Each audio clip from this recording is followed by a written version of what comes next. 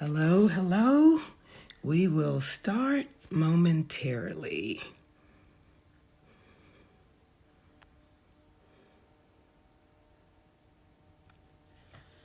In just 1 minute, welcome.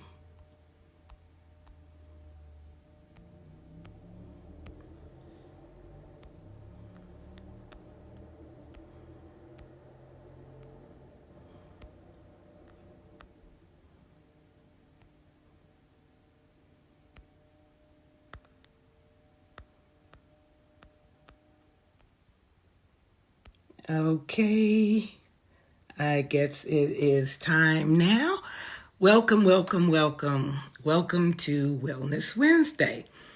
Welcome to 10 minutes of Tipping with the Doctor. I am your host, Dr. Jacqueline Brooks, and I'm coming to you live from the Charlotte, North Carolina area, where it is it's close to 70 today, but it's not really hot out. I wanted to maybe go outside to do this, but it was a little cool, so I thought I'd stay inside. But again, I say welcome, and I'm glad you are here. And today, our topic is going to deal with a little bit of the coronavirus. I know you're maybe kind of tired of hearing so much about the coronavirus, but I came across something else that I hadn't seen previously, and it might be something that could help you or your family members or what have you. So it was an article that I saw that says that the coronavirus is causing hives and for skin reactions. It says here's what your dermatologist warns you to look for, because according to this particular article, some people were going to be tested for the coronavirus. However, they found that there was a skin infection, and they just diagnosed it as that instead of testing for the coronavirus. All right. So this article lets you know that maybe these are some other things you need to look at. All right. It primarily affects the lungs. The doctors are reporting that other parts of the bodies are being affected too. The heart, the senses. Now we know sometimes it can be a symptom of you not being able to smell things. That's one of the symptoms that some people get, but not all people. It may affect the brain and the gut, all right? And this is based on the data that they're getting, because they're constantly getting various cases, and finding out that there are different symptoms for different people, all right? So the American Academy of Dermatology, they joined forces with the database, and with their findings, it's a dengue fever-like rash that forms large red patches. They say that that particular rash usually is caused by a mosquito-borne illness. Okay, it starts off small, mild to moderately red bumps on the skin, and they increase in density. They cluster together in large patches on the skin. All right. So it's so interesting. They say that it's so similar to the dengue fever that people are mistakenly just thinking it's the dengue fever, instead of saying that, okay, this particular rash is one side effect or one thing to look out for that may be a part of the COVID-19. The rash seems not only to be in the U.S., found in people in the U.S., but in other countries as well. All right. The number two, I'm sorry, I don't know what happened there. The hives-like rash that either spread or remain in size. Okay, some patients have presented the small to medium hives that spread over their body, and then they expand in size. although some patients say that theirs do not expand. This type of rash is not necessarily a new one when it comes to infectious hives. They're not uncommon, but it's a sign on your skin that your immune system is revved up, and indeed what's happening in COVID-19. So that's something to look out for also, that rash there. Another one, number 3, measles-like rash that creates little dots all over your body. Okay? You might find these measles-like rash all over your body and just think, oh, I may be allergic to something outside, or something is in the air, and it just itches me, and you're not thinking that it could be COVID-19. But this is another thing they found. Measles-like rashes, they could be connected to COVID-19, all right? Discoloration of the skin that forms in a tree pattern, all right?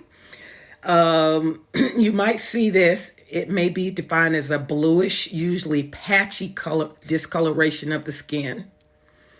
It can appear from emotional responses, such as being afraid or embarrassed, or can be a reaction to a cold. But in this case, it's an immune response. Some patients with COVID are getting a livedo pattern on their skin, and that's when it looks faint, as if you become embarrassed or cold or scared, but actually something else is going on with your body. Thank you for joining. I'm sharing with you some other symptoms they are finding with COVID-19, that people may have hives or different skin irritations going on with their bodies. So these are some of the warnings you should look for when you just think maybe it's just something else, but it could definitely be COVID-19. Okay, number 5, you have small red to purple bumps or nodules on the hands and feet. All right, that's very important. You might say, oh, what am I breaking out from? You see red little purple bumps or nodules on the hands and the feet. This is known as pernio and earned the name COVID toes. They call it COVID toes amongst those sharing it online.